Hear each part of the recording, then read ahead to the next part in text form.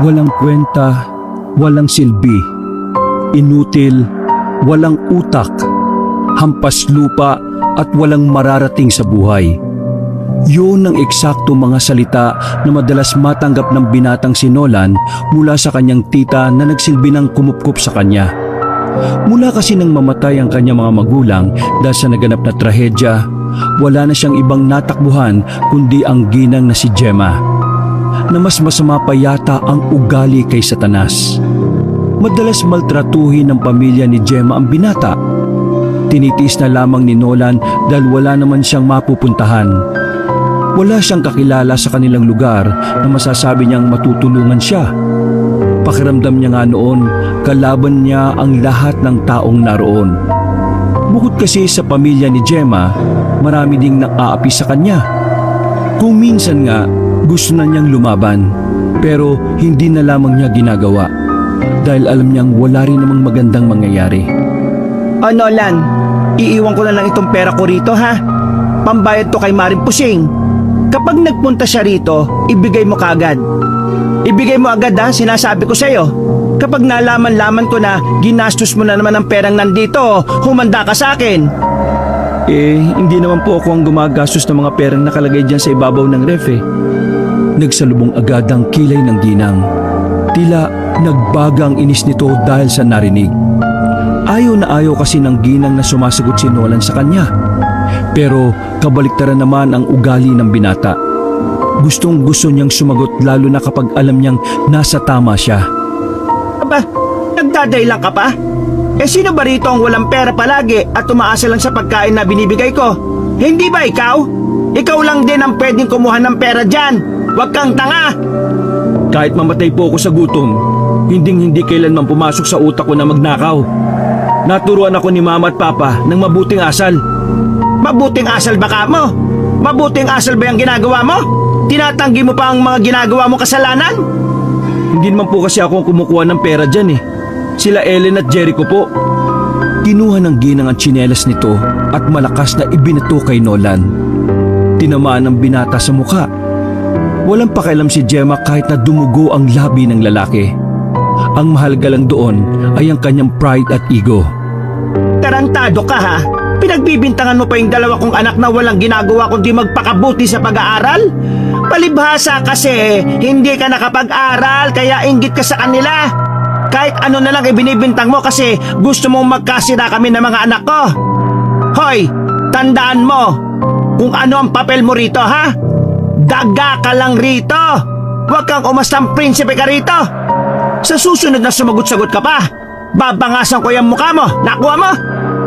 Tumangon na lamang si Nolan, pero ang totoo, gustong-gusto niyang tawanan ng kanyang tita. Wala kasi itong kalam-alam sa ginagawa ng mga anak nito. Ang buong akala nito, nag-aaral ng mabuti ang dalawa nitong anak. Pero ang di nito alam, nagbubulak-bulang ito at nag-iinom ng alak palagi. Umalis na ang ginang at padabog na isinarado ang pintuan. Bumuntong hininga na lamang ang binata. Ngumiti na lamang siya ng pilit. Yun na lang ang kaya niyang gawin. Dahil kahit magalit at mainis siya, wala rin namang mangyayari dahil walang halaga ang kanyang damdamin sa pamamahay na yon. Dinukot na lamang ni Nolan ang larawan ng kanyang ama at ina. Saka lamang siya nakangiti ng hindi pinilit nang makita ang mukha ng mga magulang. Huwag kayong mag-alala, Ma, Pa. Magpapakabuti ako dito. Makakaalis din ako dito at yayaman ako. Kahit na alam ni Nolan na imposible nang mangyari yon, pinilit niya pa rin kumbinsihin ang kanyang sarili. Para kasi sa kanya, habang nabubuhay ang tao, palaging may biyaya na nakaabang sa bawat isa. Naglinis na lamang ng bahay ang binata. Para kapag umuwi ng dalawa niyang pinsan, hindi na magbubunga nga ang mga yon. Ugali kasi ng dalawa na punahin palagi ang mga gawain ni Nolan. Kahit na wala rin naman silang ginagawa sa bahay. Pagsapit ng gabi, palihim na umalis ng bahay si Nolan. Susubukan na naman niyang makahanap ng trabaho. Nang sa ganon, hindi na siya aasa pa sa kakarampot na binibigay ng kanyang tita Gemma. Nagtungo ang lalaki sa bayan. Wala siyang dala kundi ang sarili at ang lakas ng loob. Isa-isa niyang nilapitan ang mga kainan sa gilid. Pero ni isa sa mga yon ay hindi siya tinanggap. Pinagbasihan kasi ang kanyang itsura. May narinig pa siya na mukha raw siyang kidnapper sa Maynila. Ganun pa man, hindi pa rin huminto si Nolan. Naglakad lang siya na naglakad sa kahabaan ng bayan. Pero kalaunan, nakaramdam na rin siya ng pagod at gutom. Pero wala naman siyang kapera-pera para bumili ng inihaw na ilang minuto na niyang tinititigan. Napansin siya ng isang lalaki na parang kasing edad lang niya. Nakasuot ng long sleeves ang lalaki, pero sa ihawan kumakain. Tumayo ang lalaki sa kinauupuan nito at inabot kay Nolan ang 2 stick ng barbecue. Agad namang tinanggap ng binata yon. Hindi na niya kilala ang salitang pagtanggi. Gayong naghuhumiyaw na ang kumakalam niyang sikmura. Huwag mong mamasamain ha, pero wala ka bang pera? Wala eh. Kasi kung meron, baka nakaupo na ako sa mga bakanting lamesa para kumain. Natawa ang lalaki. Ay, oo nga naman. Pasensya na ha. Ang tanga pala ng tanong ko. Teka, bakit hindi ka na lang kaya umupo doon? Mahirap kumain ng nakatayo. Hindi, ayos lang ako dito. Nakakaya sa kanila eh.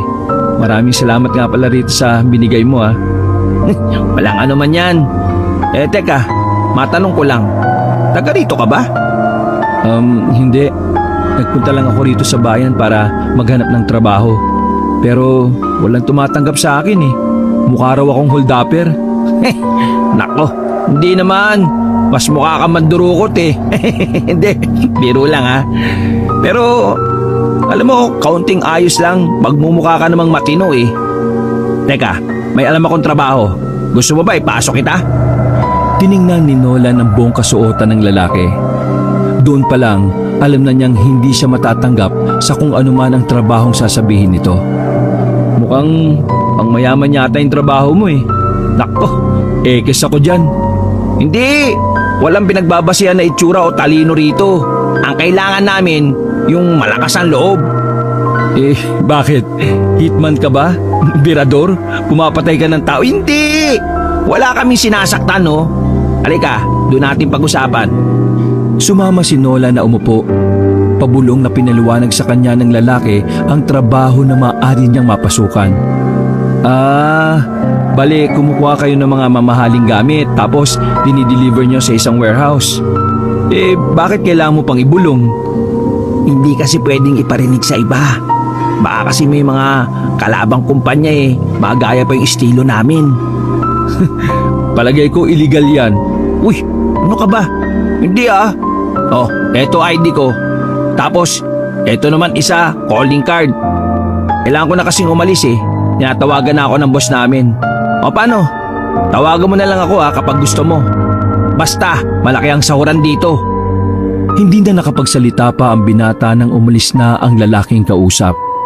Sumakay yon sa itim na sasakyan at saka mabilis na umandar. Napapaisip si Nolan. Iniisip niya kung masama o mabuti ba ang trabaho ng lalaking yon. Pero hindi naman din mabigat ang pakiramdam niya. Kaya may parte ng kanyang utak ang parang nagsasabi na subukan niya. Gayunpaman, hindi na lang muna niya pinagtuunan ng bagay na yon. Naalala niya, pauwi na pala ang 2 niyang pinsan. Kailangan na niyang magluto ng ulam at kanin. Walking distance lang naman ang bayan mula sa kanilang barangay, kaya nagmamadali na siyang makauwi. Pagdating niya roon, nakahinga siya ng maluwag ng wala pang tao sa bahay. Hinanda na niya ang mga lulutuin sa bakuran. Pero napatigil siya nang marinig niya si Aling Kunsing na kausap ang isa pang ali. Base sa usapan ng mga yon, sunod-sunod na raw ang mga nawawalang tao sa bayan. Ang sabi pa, natatagpuan ng mga biktima sa mga liblib na lugar na wala ng buhay. Halos ang biktima ay wala ng laman loob, kasamang mata sa mga kinukuha. Dahil doon, nabuhay na naman sa utak ni Nola ng haka-haka noon tungkol sa puting van. Paano kung totoo talagang nangunguha ng tao yung mga van na yun? Sana makakuha na si Ellen at Jericho para mabawasan naman yung mga taong basura ang ugali. Lihim siyang natawa ng mga sandaling yon. Sa ganun na lamang niya dinadaan ang sama ng loob sa pamilyang yon. Makalipas ang sandali, nakauwi na ang dalawa niyang pinsan. Sakto din naman na kararating lang ng kanyang tita na nasa pintuan pa lang ay mainit na ang ulo. Mabuti na lang ay nakapagluto na siya kaagad. Nakatayo lang si Nolan sa gilid at pinapanood ang tatlo na kumakain. Hindi kasi siya pwedeng makasabay sa mga yon dahil ang kanyang kakainin ay ang mga tira-tira lang. Kung mamalasin pa nga, minsan ay wala na ring natitira. Mama, alam mo ba, may kaklase kaming mayaman. Mayaman? Gaano kayaman? Sobrang yaman. Sobrang ganda ng sasakyan eh. Sus, gawa-gawa lang yan. Paano kayo magkakaroon ng kaklaseng mayaman eh? Public school lang naman tayo. Lahat ng mayayaman sa private. Imbento ko na naman. Epal ka talaga. Hindi pa nga ako tapos eh. Manahimik ka nga, Jericho. Kung wala kang sasabihin na maganda. Bali, ang chismis kasi, tumakas lang yung babaeng yun sa pamilya niya. Tapos, nag-enroll sa amin. Ayun, natuntun siya sa dorm na malapit sa school. Pinaalis siya doon. At ang chismis pa, dinala na ro sa ibang bansa. Parang pelikula, ma. Totoo ba yan? Baka kakabasa mo lang naman ng pocketbook mo yan, ha? Totoo, ma. Kahit magtanong ka pa sa mga kaklase ko. Pero alam niyo ba na may isa pang chika? Ang sabi ng mga tao, kaya raw dinala sa ibang bansa ang kaklase naming babae na yon para mapigilan siya na magpagsalita tungkol sa sikreto nila. Sikreto? Oo, ma. Ang sabi kasi, may kapatid daw kasing aswang yung babae. Yung aswang daw na yon, parang lucky charm nila kaya sila yumaman. Naalaman ko lang din to sa kaklase ko na may lolo na albularyo. Binato ng ginang ng buto ng manok ang babaeng anak. Tawa naman ang tawa si Jericho at nagkanda samid-samid pa. Horror na binabasa mo, ano? Hindi na romantic-romantic na puro landian. Ay nako, tigilan mo na nga ako sa aswang-aswang na yan, ha? Hindi pa posible, ma. Kahit parang syudad na ang bayan, marami pa rin namang part ng probinsya natin ang probinsya pa rin ng type ng lugar. Pero, hindi ibig sabihin nun ay may aswang na. Sampalin ko yung mukha mo eh. Ikaw nga eh, mukhang aswang dyan eh. Muntik nang matawa si Nolan sa gilid. Mabuti na lang ay napigilan niya ang sarili. Napatingin sa kanya ang tatlo. Hoy, natawa ka? Hindi. Nasamid lang ako. Tumatawa ka? Bakit, gwapo ka? Hindi. At least, hindi mukhang aswang. Ano? Bumubulong ka dyan? Ay, kumain ka na nga. Shit. Ay, ikaw Nolan ha? Umalis ka na nga muna dyan. Pampasira ka ng mood eh. Alis dyan. Sinunod na lamang ni Nolan ang sinabi ng ginang. Tumungo siya sa bakuran at tinintay kung kailan matatapos ang tatlo. Sumagi sa isipan ni Nolan ang salitang aswang. Nakakatawa man para sa kanya pero naniniwala pa rin siya sa aswang kahit na moderno na ang panahon. Nung bata pa kasi siya, ilang beses na siyang nakakita ng aswang noong nasa Siquijor pa siya. Sa kanilang probinsya kasi, parang normal na lang na may aswang ka makakasalamuha. Kaya naman, hindi natakot si Nolan sa tuwing may maririnig siyang nag-uusap tungkol sa aswang. Mas natatakot pa siya sa sigaw ng tita niya kaysa sa aswang. Makalipas ang ilang sandali, natapos na rin kumain ng tatlo. Agad din namang niligpit ni Nolan ang mga pinagkainan. Habang naglilinis ng lamesa, nilapitan siya ni Ellen. Hoy Nolan, naniniwala ka ba sa aswang? Biglang napagtanto ni Nolan na kapag sinabi niyang oo, meron na silang isang bagay ni Ellen na pwedeng pagkasunduan. Malaking bagay yung para sa kanya. Para kahit na papaano, mabawasan man lang ang mga taong inis sa kanya sa bahay na yon. Ha? Oo. Di ba kasi sa Siquijor ang probinsya ni Mama? Nung bata ako, tumira ako doon hanggang mag-10 taon ako. Maraming aswang doon. Pero parang normal na lang din sa mga taong taga ron.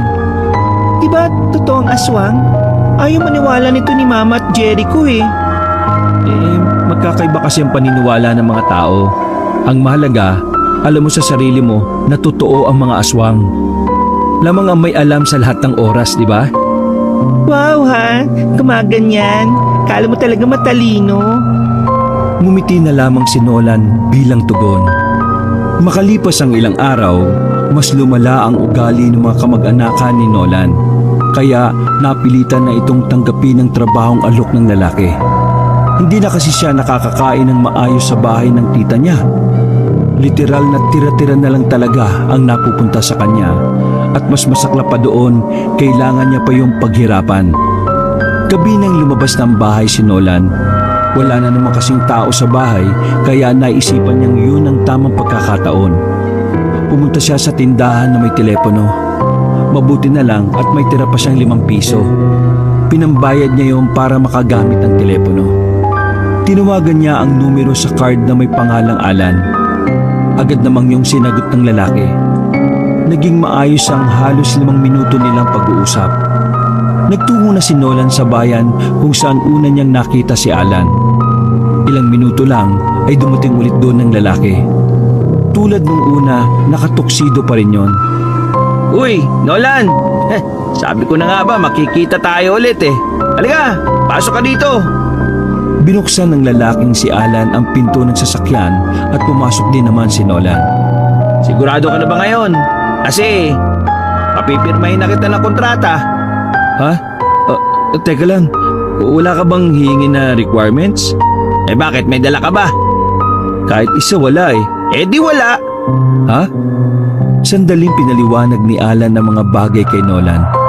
Tumango-tango lang ang binata kahit ang ilan doon ay hindi naman niya naiintindihan. Sa huli, pumirma ang binata nang hindi binabasa ng maayos ang kontrata. Hindi rin kasi siya kahusayan sa pagbabasa. Sa katunayan, hirap din siya sa bagay na yon. Isa sa mga dahilan siguro yon kaya hindi siya natatanggap sa ibang trabaho. Ibabiyahe na kita papunta mismo sa mansyon. Ha? Wala pa akong dalang damit eh. Stay in ba ako ron? Hindi mo na kailangan magdala ng damit o kahit anong gamit. Lahat ng hahanapin mo nandun na. Provided na lahat. Bakit parang sobrang binibigay naman ng lahat? Ganyan din ba sila sa mga tulad mong tagahatid ng mga mamahaling gamit? Hindi. Ang ibig kong sabihin, hindi naman kasi tayo pareho ng magiging trabaho. Hindi mo ba binasa na maayos yung kontrata? Hindi ka sasama sa akin. Magbabantay ka ng 10 taong bata na anak ni boss. Ako? Magbabantay ng bata? Oo, yun ang magiging trabaho mo. Mas okay pa nga yan kaysa sa amin na labas ng labas eh. Minsan delikado pa buhay namin sa mga rebuilding nangaharang sa daan. Goods na yan. Kung tutusin, mas madaling trabaho mo eh, pero mas malaki ang sahod. Bakit? Hindi ka ba marunong mag-alaga ng bata? Marunong naman. Sa amin nga, matatanda ang alaga ko eh. 3 pa sila. Puro demonyo. Oy, yun naman pala eh. Kung marunong ka mag-alaga ng matatandang demonyo, madali na lang sa'yo mag-alaga ng batang anghel. Huwag ka mag-alala, mabait yun si Sedi. Ha? Batang lalaki? Oo, mabait na bata at matalino pa. Ano, kaya ba? Sandaling nag-isip si Nolan. Kapag tinanggap niya ang trabahong yon, tuluyan na siyang makakalaya sa tita at 2 niyang pinsan. Malaki na rin ang tsansa na magbago ang kanyang buhay. Kaya naman, hindi na siya nagpatumpik-tumpik pa. Kaya ko yan. Makaahon lang ako sa hirap, kakayanin ko. Yan, yung mga ganyang mindset talagang umaahon sa hirap. Tama yan. O paano? Paandarin ko na to, alis na tayo. Pinaandar na ni Alan ang sasakyan. Tahimik lang si Nolan habang nasa biyahe sila. Hindi maunawaan ni Nolan kung bakit wala man lang siyang nararamdaman na kaba. Samantalang hindi naman talaga niya kilala ng lubos si Alan. Sa palagay niya, dala na siguro yon ng kanyang pagiging desperado. O baka hindi na rin ganun kahalaga para sa kanya ang sariling buhay. Kaya kung sakali mang ipahamak siya ng kasama, ay wala na siyang pakialam. Makilipas lang ang halos 1 oras na biyahe, nakarating na rin sila sa parang pribadong lugar. Puro matataas na puno ang nasa gilid ng kalsada. walang makikitang ibang sasakyan na dumadaan doon. Ang iniisip ni Nolan, nasa pribadong lugar sila na kung saan mayayaman lang ang nakatira. Magkahalong kaba at pananabik ang nararamdaman ng binata. Hindi niya kasi alam kung ano ang sasabihin niya sa oras na makaharap ang pinaka-boss. Pre, matanong ko lang. Ikaw ba yung uri ng tao na nagpapaniwala sa kung ano-anong kwentong bayan? Napalingon si Nolan sa nagmamaneong si Alan. Hindi niya alam kung bakit nagbukas ng ganoong klaseng usapan ng lalaki. Pero sinagot na lang din niya ang tanong. Kagaya na lang ba ng aswang? Sandaling lumingon si Alan at pilyong ngiti ang pinakita. Oo, kagaya ng aswang. Naniniwala ka ba sa ganon? Tumira ako sa Siquijor nung bata pa ako. Maraming ganun dun, kaya naniniwala ako sa ganyan. Pero kapag nasa mansyon ka na, wag kang magbabanggit ng ganyan ha. Magagalit ang boss natin. Ayaw na ayaw niyang pinag-uusapan ng aswang. Bakit naman? Hindi rin namin alam eh. Noon pa ganun na boss namin. Alam mo yun, kahit nagtatrabaho kami sa kanya, parang marami pa rin talaga kaming hindi alam sa kanya eh. Baka may masama siyang karanasan sa mga aswang. O baka pwede ring iritado lang talaga siya sa mga bagay na mahirap paniwalaan. Siguro nga, iritado lang din siya. Para siya kasing yung tipo ng tao na hindi basta-basta makukumbinsi na totoong may aswang. Kaya kapag nandun ka na, iwas ka na lang sa ganong usapan ha. Baka matanggal ka kagad gaya ng mga naunang tagabantay ni Sedi. Sige. Natandaan ko yung bagay na yan. Pero maraming salamat ulit ha. Dahil sa'yo, magkakatrabaho na ako. Wala yun. Nakita ko kasi na parang ayos ka naman tao eh. Marami akong kakilala pero mga hindi sila mapagkakatiwalaan. Yung bang unang tingin mo pa lang eh, alam mo nang gagawa ng masama eh. Natahimik na lamang si Nolan sa mga sumunod na mga sandali. Maya-maya lang ay nakarating na rin sila sa tapat ng mansyon. May pinakita pa si Alan na ID bago sila pinapasok mismo sa mansyon. Bumaba sila ng sasakyan at nagmamadaling makapasok sa malaking bahay na yon. Sa guest room, dinala ni Alan ang binatang si Nolan. Naghihintay roon ng lalaking nasa edad 50 na. Pero sa kilos nito ay masasabi ni Nolan na malakas-lakas pa ito. Tiningnan siya na matanda mula ulo hanggang paa. Tingin pa lang nito ay parang hinuhusgahan na ang buo niyang pagkatao. Napalunok ng laway ang binata sa sobrang panliliit. Boss, siya si Nolan. Kakilala ko yan, mabait yan boss. At mahaba ang pasensya sa mga bata. Bakit mo napiling tanggapin ang trabahong ito? Kailangan ko po ng pera eh. Yun lang ang dahilan mo? Yun lang po ang pinaka dahilan ng mahihirap. Kaya sila nagtatrabaho. Siniko ni Alan ang binatang si Nolan. Sumenyas yun para sawayin siya sa pagiging balbal niyang makipag-usap. Kapagkakatiwalaan ka bang tao?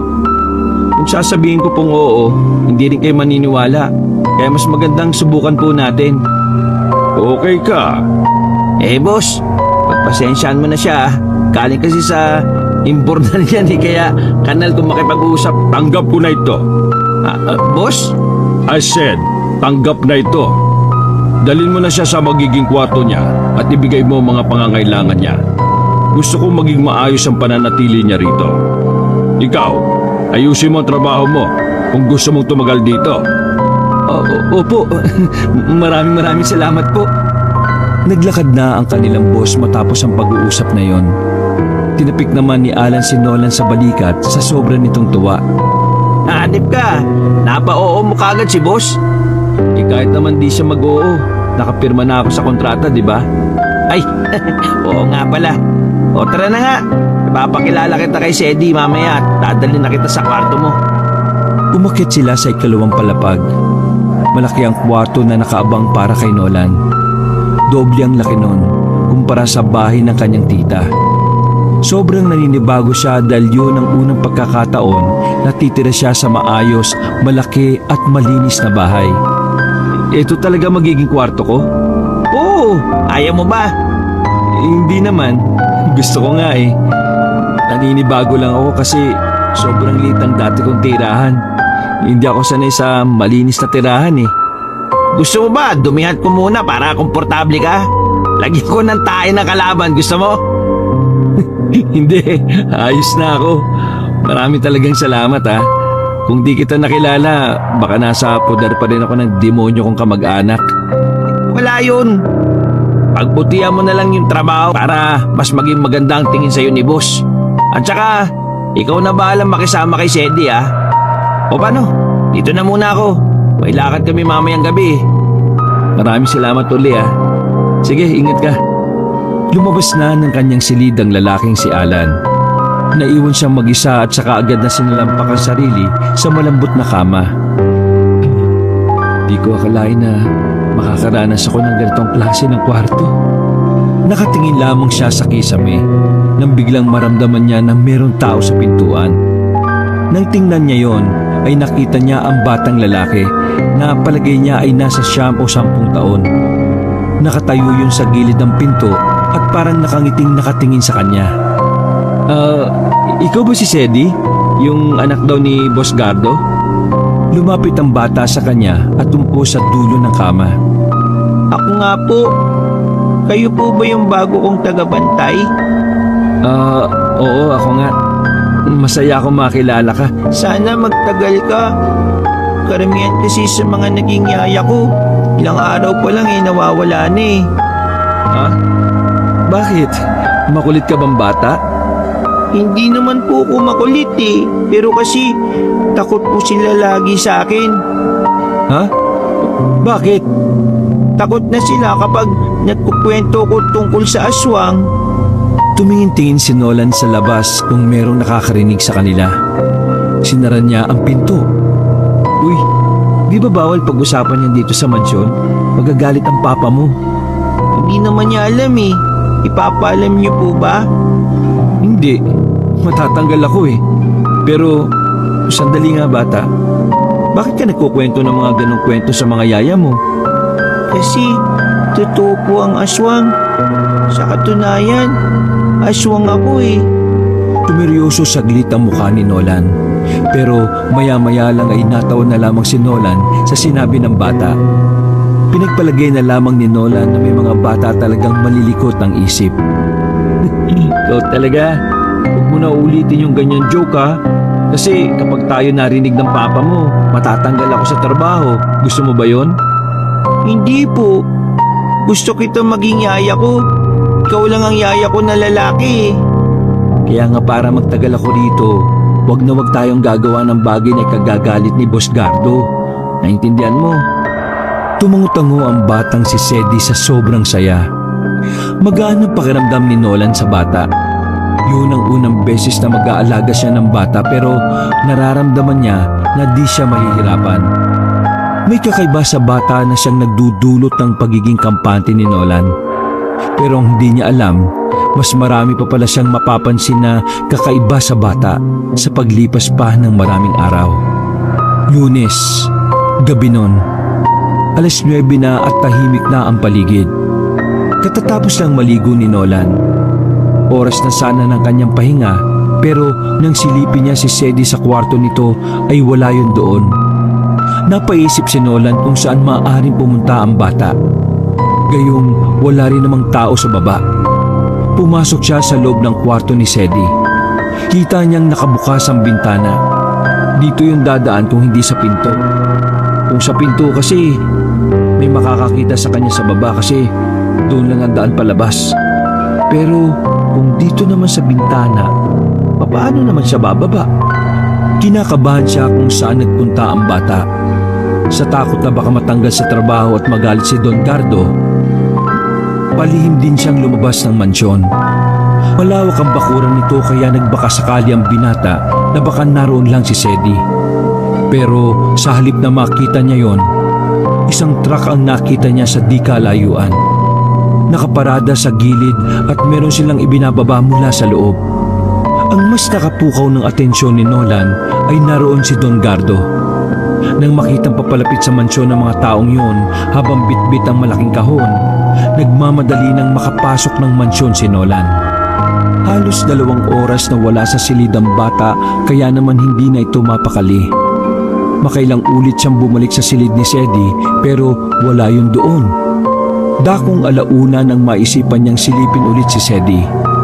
Laking tuwa ni Nolan nang sa wakas ay naroon na ang bata. Nakahiga sa kama at hawak ang kulay asul na libro. Sedi, saan ka ba nagpunta? Kanina ba ako kinakabahan na baka nawala ka na eh? Sa kabilang bahay po. Kita niyo po ba yung bahay sa likuran? Bahay din po namin yun. Eh ano naman ang ginawa mo doon gabing-gabi na?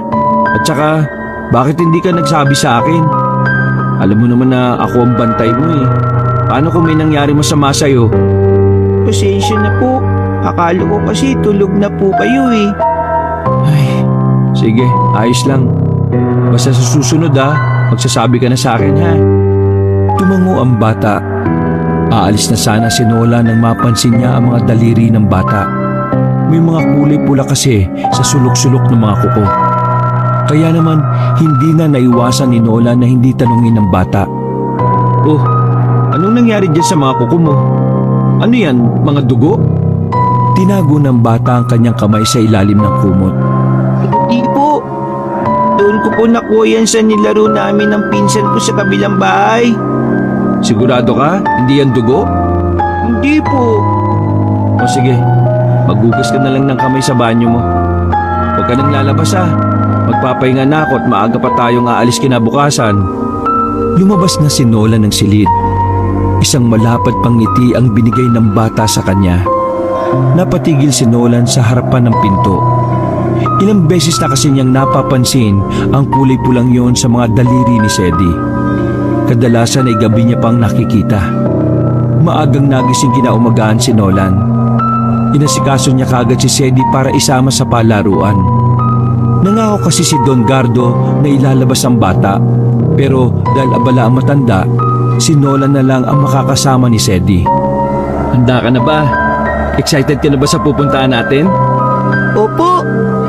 Lumabas na sila ng mansyon at sumakay sa sasakyan na si Alan ang nagmamaneho. Ang binata ang kanilang magiging driver sa umagang yon. O pre, kumusta ang trabaho? Baka nag-enjoy ka. Tama naman kasi ang sinabi mo sa akin noon na mabait itong si Sedi. Hindi siya mahirap pakisamahan. Swerte mo nga eh. Gusto ka ng batang yan. Yung mga naunang yaya niya, suko ka agad eh. Hindi ba, Sedi? Takot sila sa akin eh. Nagtama ang mata ni Nolan at Alan. Pareho silang hindi naintindihan ang sinabing yun ng bata. Okay, alis na tayo. Seatbelt, guys! Maingat na pinaandar ni Alan ang sasakyan. Makalipas lang ang halos kalahating oras, nakarating na rin sila sa amusement park na tanging mayayaman lang ang nakakapasok doon. Pagbaba pa lang ng sasakyan, tumakbo na kagad ang bata papasok. Uy, Sedi, sandali! Bumaba na rin si Nolan at si Alan. Wala ka ba napapansin na kakaiba sa batang yon? Ha? Kakaiba? Paanong kakaiba? Kakaiba? Mga ginagawa niya na di naman normal na ginagawa ng isang batang tulad niya. Kakaiba? Wala naman. Maliban na lang dun sa bigla-bigla na lang siyang nawawala sa kwarto niya. Siguro 3 times a week.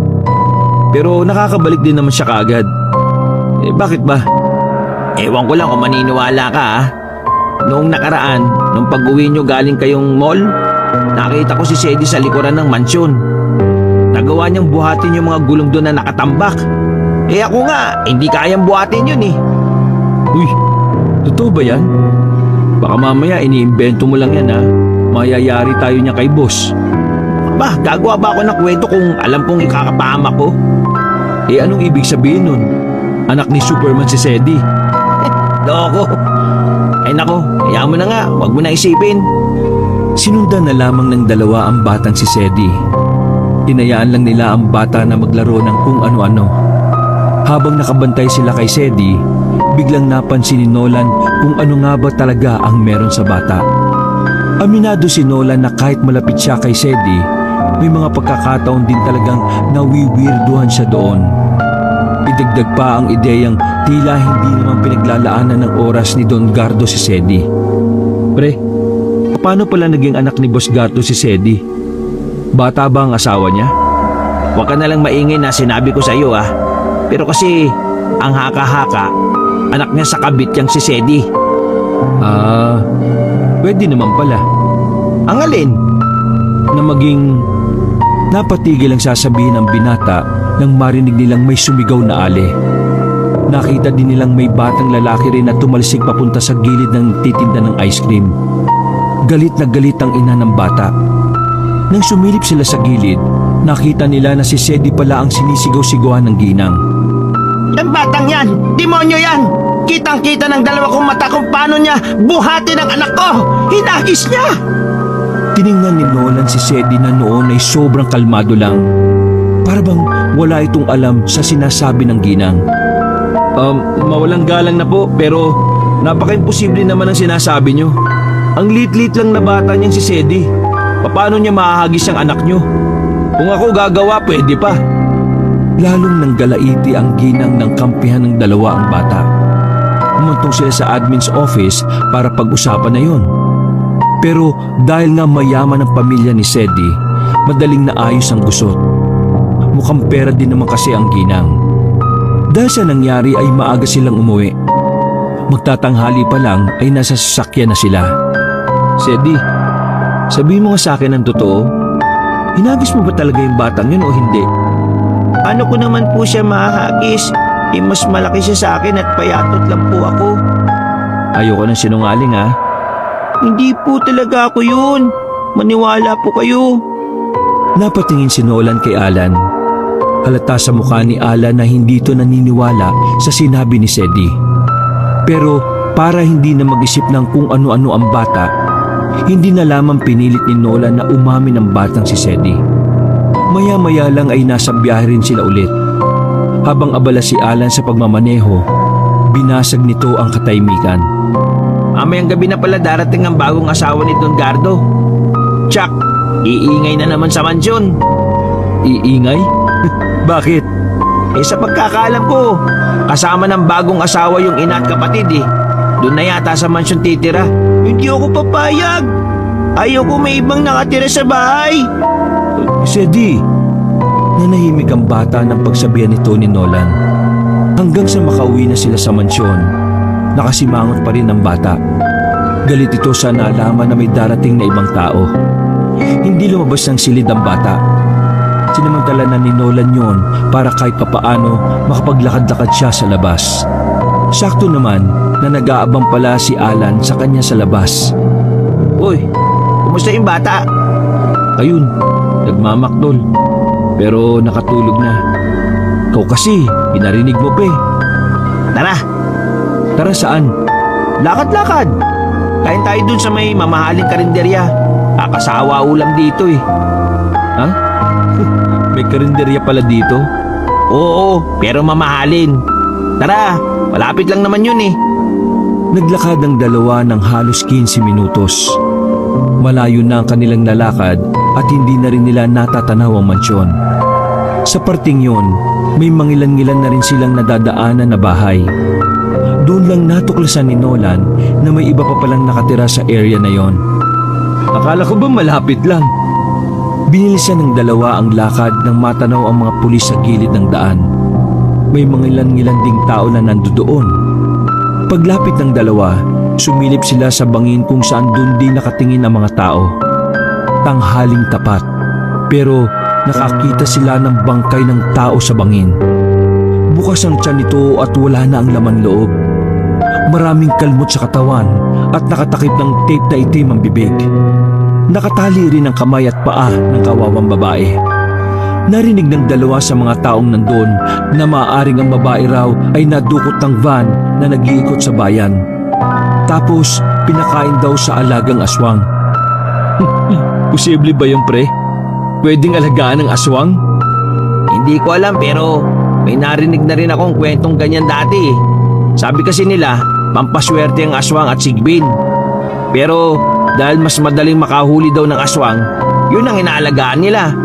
Hindi ko alam kung totoo ba yung narinig ko lang dati ah.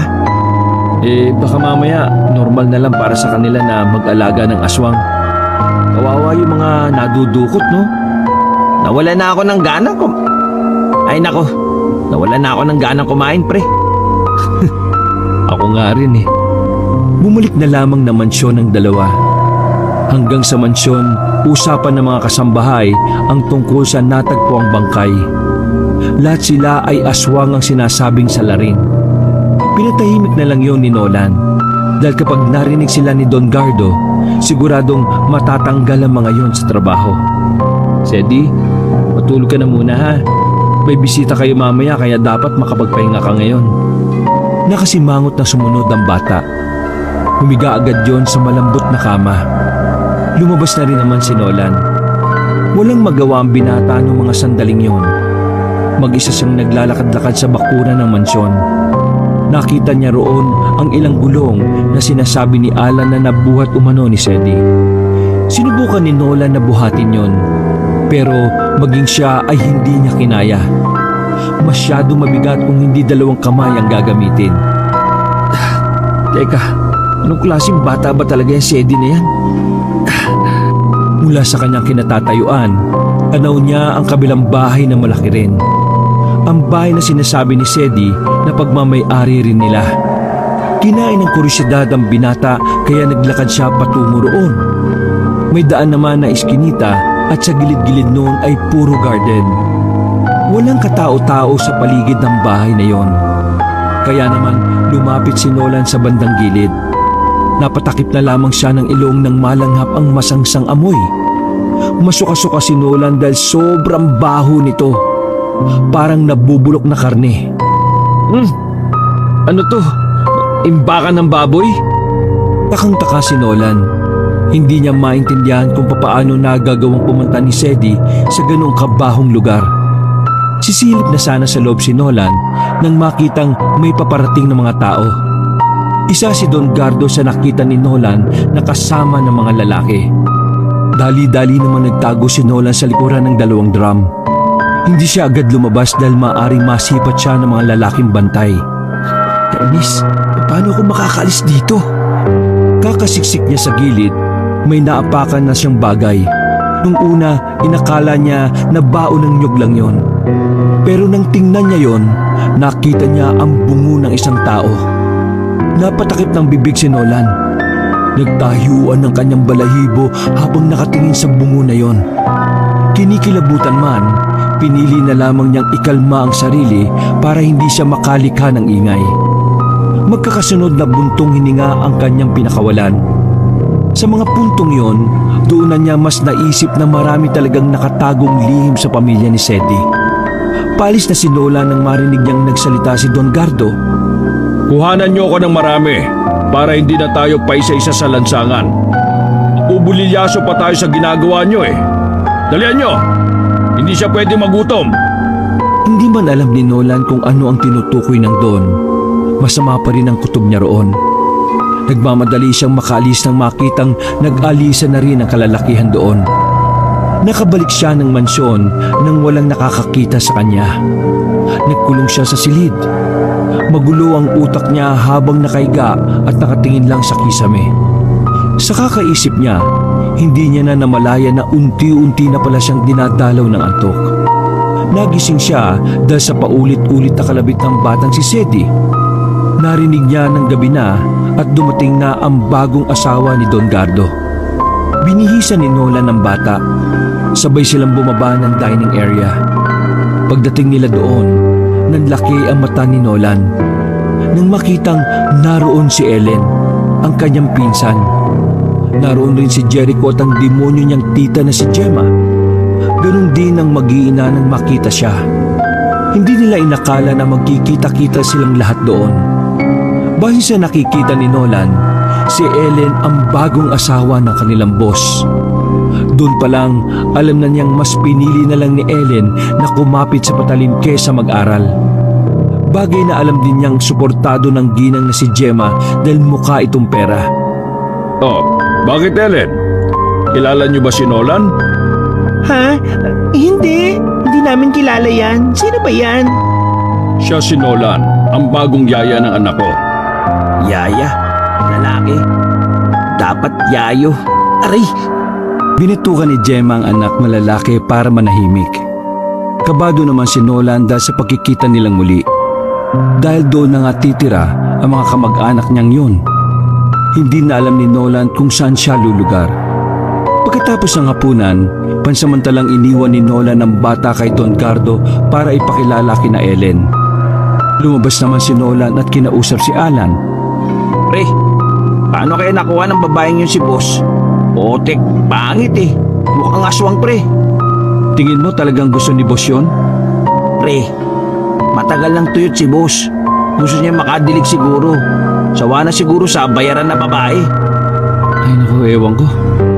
Mula nang dumating sila Gemma sa mansyon, hindi na makapagtrabaho na maayos si Nolan. Nagre-reyna-reynahan si Gemma at Ellen sa bahay. Kahit na hindi utusan si Nolan, ginagawa nilang katulong ang binata.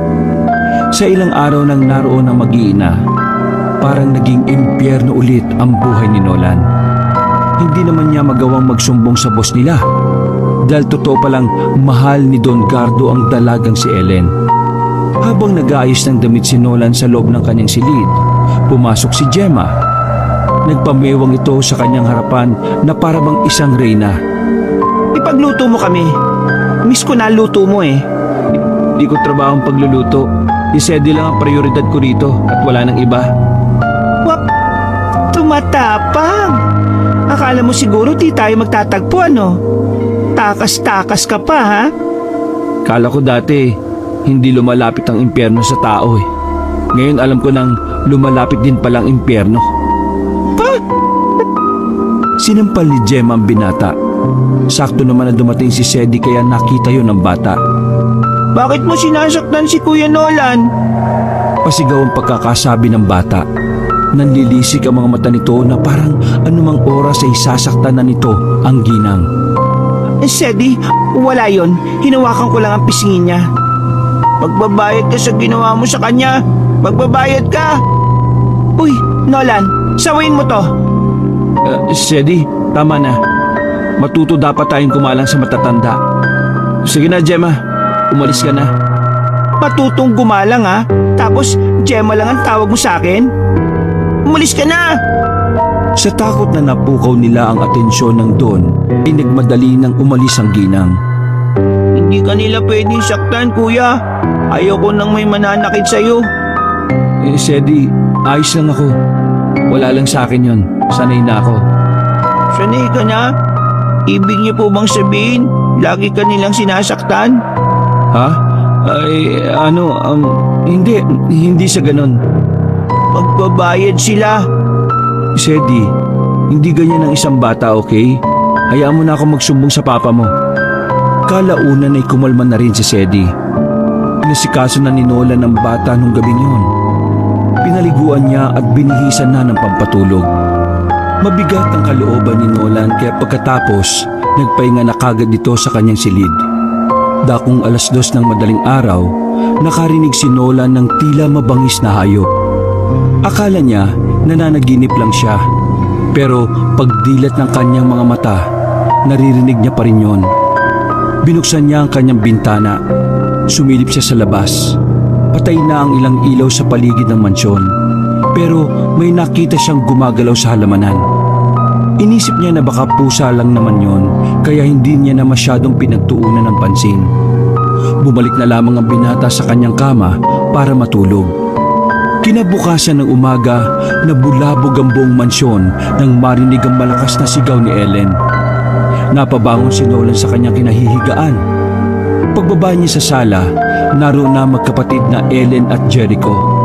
Ang mga kasambay naman ay parang maiiyak na rin. Si Don Gardo naman ay kararating lang at talatang kagigising lang din. Honey, Pagtingin nila sa labas, nakita nila ang ginang na si Gemma sa gilid ng mansyon sa tapat mismo ng groto. Nakabalandra ang katawan ng ginang doon. Duguan at wala ng laman ng tiyan. Sinimot ang lamang loob. Idinamay din ang mata. Sobrang brutal ng sinapit ng ginang. Alos lahat ng nakakita kay Gemma ay nasusuka. Walang humpay ang iyak ni Ellen at Jericho. Agad din naman nagpatawag si Don Gardo na magbibitbit sa ginang palabas ng mansyon. Habang nangyayari ang lahat ng yon, napansin ni Nolan ang batang si Sedi. nakatingin sa ginang habang may kakaibang ngiti sa mukha nito. Sa puntong yon, nagginala na ang binatang si Nolan na ang batang si Sedi ay hindi talaga pangkaraniwan. Nabalot ng katatakutan ng buong mansyon sa buong maghapon na yon. Sinisante lahat ni Don Gardo ang mga kasambahay nang marinig na aswang ang tinutukoy na salarin sa nangyari kay Gemma. Wala nang katao-tao sa mansyon maliban na lang sa magkapatid, gwardya, si Sedi, Alan at Nolan. Si Don Gardo naman ay bigla na lang umalis. Habang nasa sala, bigla na lamang nilapitan ni Jericho si Nolan. Sinapak nito si Nolan sa mukha na dahilan para tumumba ang binata. Ginawa mo kay mama, ha? Anong ginawa mo? Aswang ka? Aswang ka, ha? Inawat ni Alan si Jericho. Tinulak ni Alan ng malakas. Kung gusto mo pang magtagal dito, huwag ka magbabanggit ng aswang sa mansyon na ito. Wala akong ginawa kay tita. Matagal niyo akong kilala. Kahit kailan, hindi niyo ako nakitang maging aswang. Kaya itigil niyo na ang kaibangan ninyo. Hindi to mangyayari sa inyo kung hindi kayo kumapit sa patalim eh. Peperahan niyo lang si Don Gardo.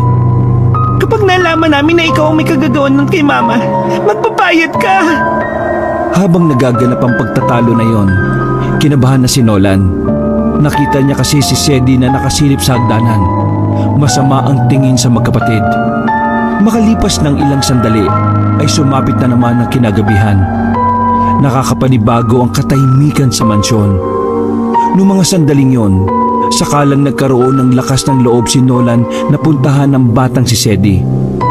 Nakaupo lang si Sedi sa kama nito at parang naghihintay lang din sa kanya. Marahan siyang pumasok sa kwarto ni Sedi. Ramdam ng bata ang kaunting pagkabahala sa bawat hakbang ni Nolan.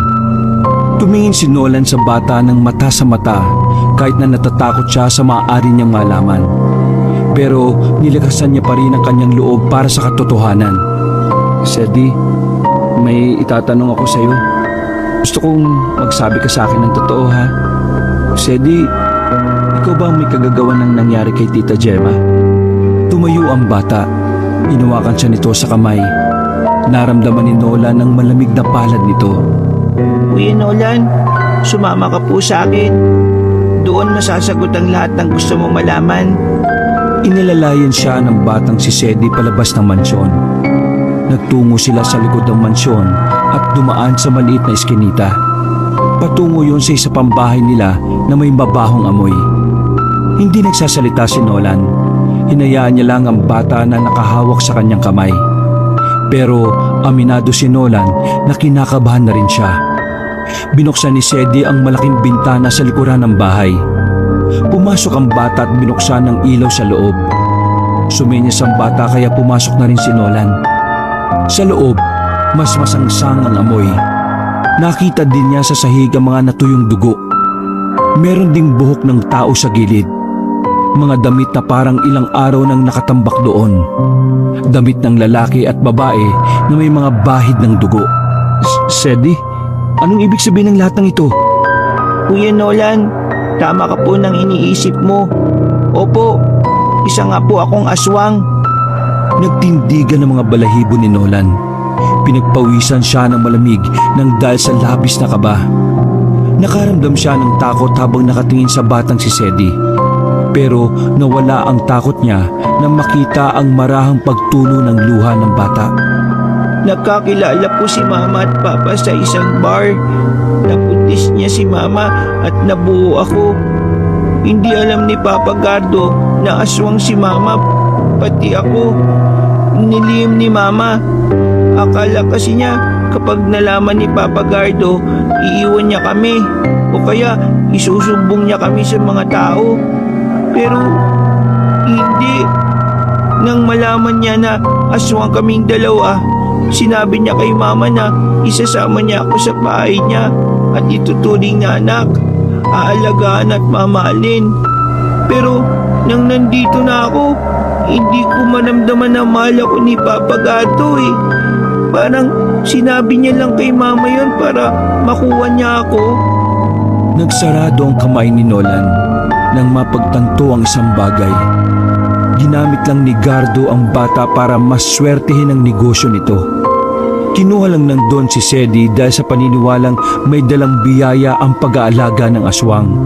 Hindi ko alam kung bakit niya ako inalis sa mama ko pero hindi naman niya ako mamahalin gaya ng ibang bata na mahal ng tatay nila. Mula nang dumating ako dito, pakiramdam ko halimaw ako eh. Lagi akong pinipilit ni Papa Gato na kumain ng karne ng tao kahit na ayaw ko.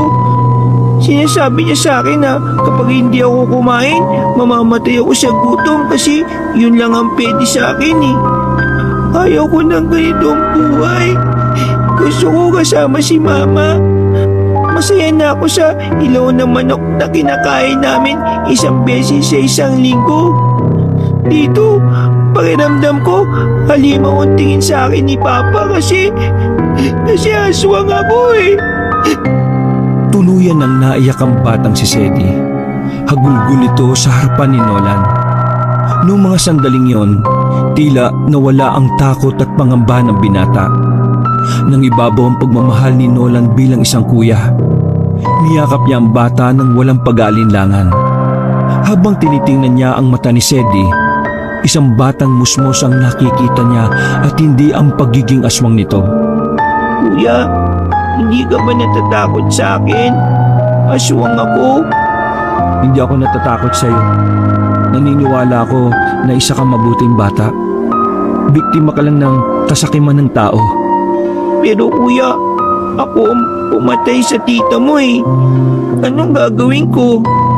Sedi, sasabihin natin sa papa mo yon para malaman natin kung ano ang pwede nating magawa sa problemang to. Makukulong ba ako? Huwag mo munang isipin yan. Ang mahalaga, hindi mo na yan uulitin, okay? Tumango ang bata. Muli itong niyakap ni Nolan. Magaan talaga ang loob ng binata sa bata kahit panalaman nito ang lihim ni Sedi. Matapos ang tagpong yon, bumalik na sila sa mansyon na parabang wala lang nangyari. Nakatulog na ang bata sa sobra nitong pag-iyak. Dakong alas 12 ng gabi, nakabalik na sina Ellen matapos asikasuhin ang cremation ng ina. Napapailing na lamang si Nolan. Hindi man lang kasi ibinuro lang ginang kahit isang gabi lang. Pababa na sa hagdan si Nolan nang makasalubong niya ang magkapatid na papaakyat. Lumapit agad si Ellen sa kanya at nakatanggap siya ng sampal. Aming ka, ikaw ang gumawa nun kay Mama, no?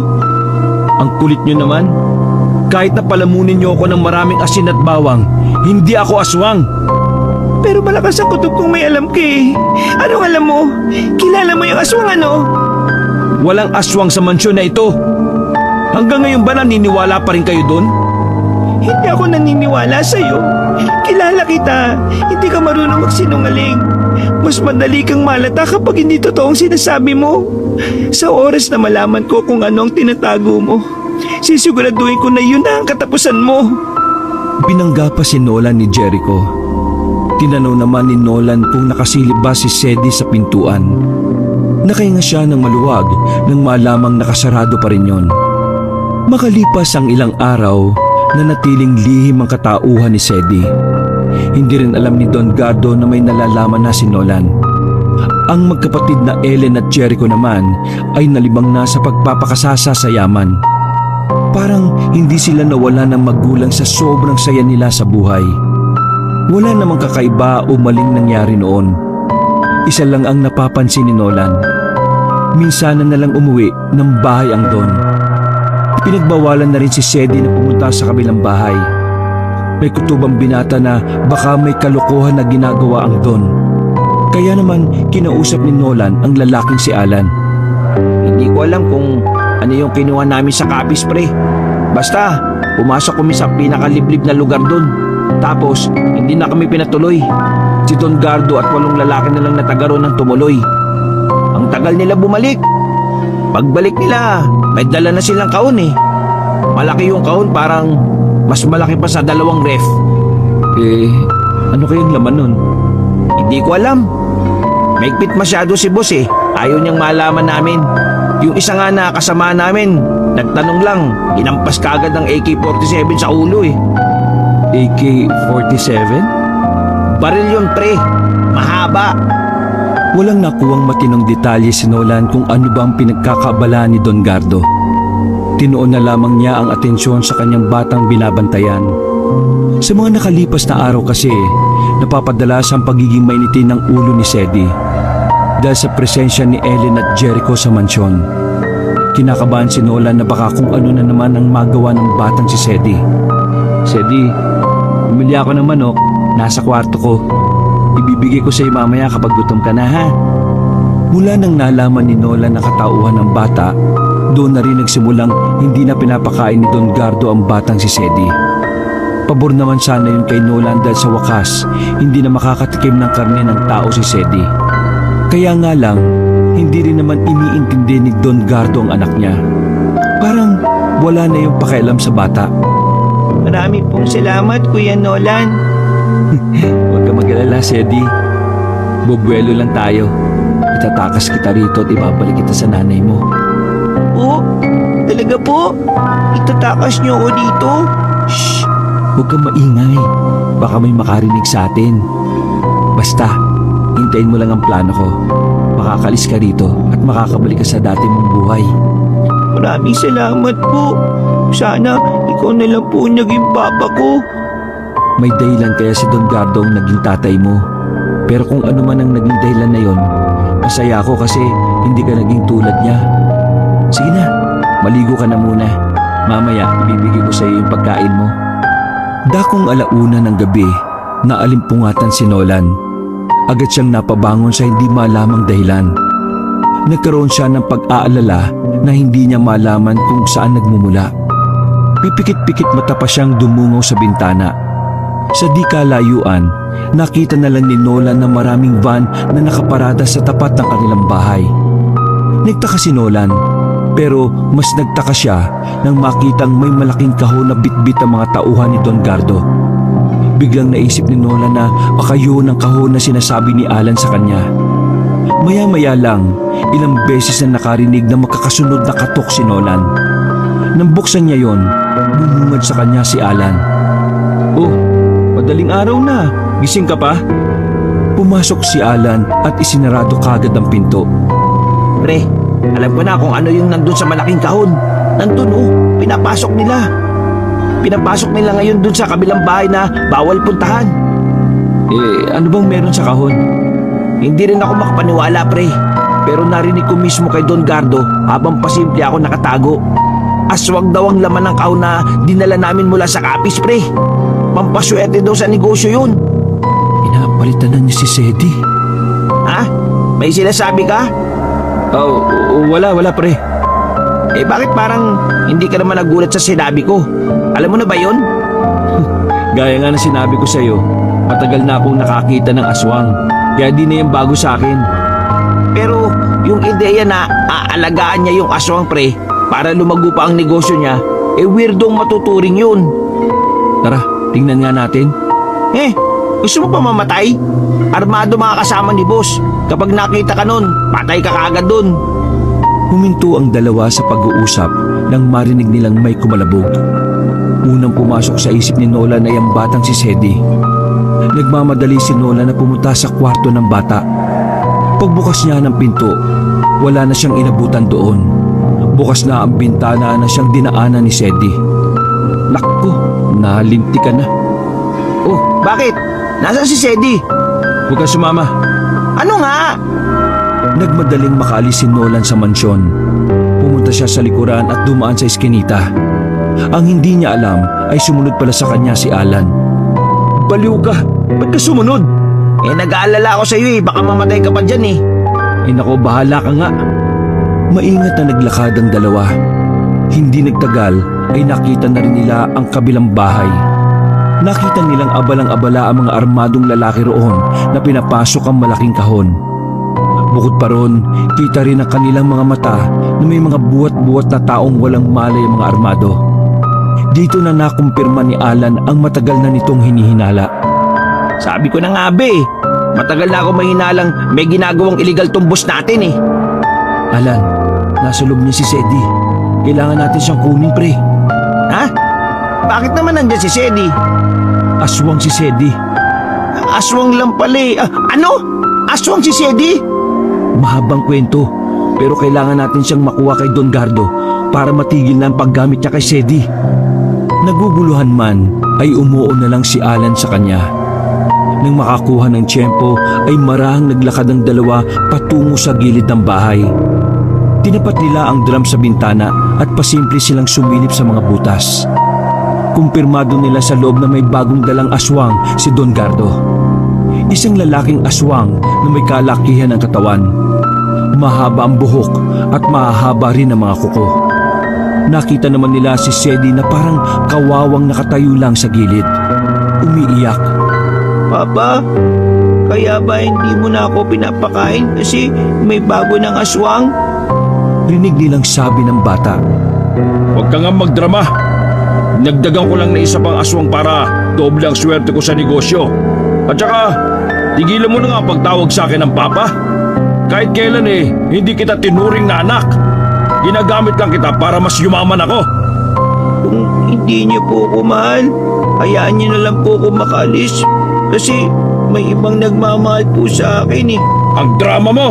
Aswang! Walang magmamahal sa'yo, no? Tumigil ka na sa kakayak mo. Walang aswang na iyakin. Nagsarado ang kamao ni Nola nang makitang tinulak pa ni Don Gardo ang kawawang bata. Kita mo yan? Yan ang bago mong kasama. Lumapit si Sedi sa isa pang aswang na nakakadena ang paa. Nanlilisik ang mga mata ng lalaking aswang. Parang wala ito sa katinuan. Tumutulo pa ang maraming laway. Kuya, patawarin mo ang papa ko kung gagamitin ka lang niya tulad ko. Umangil na malakas ang aswang habang nakatingin kay Don Gardo. Parang gustong-gustong makawala ang aswang na yon at lapain silang lahat. Sira ulo ka talagang bata ka. Kinakausap mo ba yan? Umalis ka nga dyan. Kayo, nasa na ba yung pinapatawag ko magkapatid? Ilang sandali lang, nakita na lang nila Nola na pumasok si Ellen at Jericho. Gulat na gulat ang magkapatid nang makita ang aswang na nakakadena. Si Don Gardo naman, kampante lang na nakaupo sa folding chair habang nagsisigarilyo. Honey, anong ibig sabihin nito? Bakit may ganyan? Ano yan? Aswang? Alam mo na naman pala, nagtatanong ka pa. Totoo pala talaga ang aswang, Ellen? Totoo nga sinabi mo. Ang astig! Nung mga sandaling yon, ay napapailing na lamang si Nolan habang nasasaksihan ng mga nangyayari. Wala kasing kaalam-alam si Jericho sa sasapitin niya. Ellen, alam mo na ikaw lang ang gusto kong makasama sa mga ginagawa ko. Pero sinama mo ang mama mo at kapatid mo. Pero ngayon, nagbago na ang tingin ko sa'yo. Wala ka ng kwenta para sa akin. Kita niyo yung aswang na yan? Kayong dalawa ang hapunan yan. Teka, honey naman, huwag ka nga magbiro ng ganyan. Ito talagang si Don Gardo. Joker. Gusto sana kita, Ellen. Pero hindi ko alam kung mapagkakatiwalaan pa kita. Mapagkakatiwalaan mo ko. Sabihin mo lang kung anong dapat kong gawin. Sige, patunayan mo sa akin ang loyalty mo. Mamili ka. Sasama ka sa akin at magsisilbihan ako habang buhay o sasama ka sa kapatid mo at sabay ko kayong ipapalapa sa alaga ko. Ellen, ayusin mo desisyon mo, ha? Jericho, bata pa lang tayo, alam mo nang gusto ko nang yumaman. Ito na ang pagkakataon ko. Kaya, sorry. Ay, tarantado. Hayaan mo lang ako malapa ng aswang dahil sa pera. Samahan mo ako rito. Dalawa tayong mamamatay. Wala nang nagawa pa si Jericho nang sipain siya ng isang tauhan papunta sa aswang. Napapikit na lang si Nolan at Alan nang lapain na ng aswang si Jericho. Tama ang desisyon mo, Ellen. Papa, bakit niyo siya pinakain? Lalakas siya. Manipis lang ang kadena niyo. Lalakas siya, Papa. Makakawala siya. Natatarantang sinabi yun ng bata pero hindi siya binigyang pansin ng ama. Maya-maya lamang matapos mabutas ng aswang ang tiyan ni Jericho, nagulat silang lahat nang biglang makalas ang kadena sa paa ng lalaking aswang. Napatayo si Don Gardo sa kanyang kinauupuan. Sa isang iglap lang, dinakma ng aswang si Ellen. Hinila ng lalaking aswang ang dalaga patungo sa likuran ng mga bakal na kabinet. Si Sedi, pre. Si Sedi! Saan tayo dadaan? Dintik na yan. Tumakbo ang dalawa sa bukana ng bahay. Nang makita nilang nakalabas na si Sedi ng bahay na yon, agad na sumipol ang binatang si Nolan. Narinig naman agad yun ni Sedi. Tumingin ito sa gilid at nagmamadaling tumakbo palapit kina Nolan. Nasaktan ka ba? Hindi po, pero sila Papa nasa loob pa po eh. Hayaan mo na yun. Demonyo yun. Tara na. Sedi, alam ko nang aswang ka pero tanggap kita kaya wag mo akong kagatin ha. Bumalik ang tatlo sa iskinita. Tumungo sila sa mansyon at kinuha ang mga gamit na dadalhin nila sa pag-alis. Magkakasunod na putok ng baril ang kanilang narinig sa kabilang bahay. Tinamantala na nila yon para sana makaalis na. Pero biglang tumigil ang putukan. Naramdaman na lang nila na parang may naglalakad na sa bubong. Nandiyan na siya sa bubong. Galit siya. Nagtago sila sa ilalim ng kama nang maramdaman na nasa tapat ng silid ni Sedi ang aswang. Habang nakatago sila ay sobrang bilis ng tibok ng puso ng dalawang binata. Sedi, hindi mo ba kayang palagan niyang nasa itaas? Wala po kayong common sense. Nanahimik ka na lang sana, binara ka patuloy ng bata. Maya-maya lang ay naramdaman nilang wala ng aswang sa tapat ng bahay. Lalabas na sana sila ng silid na yon pero nakasalubong naman nila sa pintuan si Don Gardo. May hawak itong baril na mahaba na siyang itinutok sa kanila. Saan kayo pupunta? Hindi ka pwedeng umalis, Sedi. Ikaw ang swerte ko. Gusto ko na po bumalik kay Mama. Hindi! Dito ka lang. Don Gardo, maawa kayo sa bata. Ibigay niyo na sa kanya ang buhay na para sa kanya. Maawa sa bata? Aswang yan eh. Sira ulo ka ba? Ang mga salot dapat pinakikinabangan. Hindi salot si Sedi. Ikaw ang salot dito. Dahil sa'yo, maraming taong namamatay. Ikaw ang may kagagawa ng kidnapan. Ikaw ang salot. Manahimik ka! Wala kang alam! Huwag kang magsalita na parang alam mo ang pinagdaraanan ko. Wala akong pakialam sa pinagdaraanan mo. Wala ka pa rin karapatang gamitin ng isang bata para sa sarili mong interes. Aswang man siya o hindi. Bitiwan mo yan! Kasi kung hindi, puputokan kita sa ulo! Eh di putukan mo. Don Gardo, may tao po yata sa likuran niyo. Ha? Nang marinig ni Don Gardo ang pag-angil ng lalaking aswang, ay saka lang siya humarap. Hindi na niya nagawa pang paputukan ng aswang nang kagatin na siya nito sa liig. Sa bintana! Dali! Nagmamadali silang dumaan sa bintana patungo sa kabilang kwarto, saka sila lumabas at dumaan sa hagdanan. Nang makarating sa labas, ay agad na nilabas ni Alan ang susi at saka pinaandar na rin ang sasakyan. Nakaalis sila ng mansyon na yon. Nailayo nila ang bata sa kamay ng masamang ama na si Gardo. Dala ang perang kinuha rin ni Alan sa kwarto ni Don Gardo. Hinatid nila ang bata sa sikihor para isauli sa ina nito. Mula noon, nabuhay ng mapayapa si Sedi. Masaya si Nolan sa nangyari na medyo nalungkot din siya. Napamahal na rin kasi sa kanya ang bata. Inisip na lang ni Nolan na nasa tahimik na lugar na si Sedi. Hindi makakalimutan ni Nolan ang mga karanasan na yon. Habang buhay nang nakatanim sa puso't isipan niya na minsan may isang batang musmos na nagpatunay na hindi lahat ng aswang ay masama. Dahil wala ng pamilya si Nolan, isinama na lamang siya ni Alan sa Bicol at doon ay nagsimula siya ng panibagong buhay. Isang buhay na simple pero malayo na sa karahasan. Napapangiti na lang si Nolan.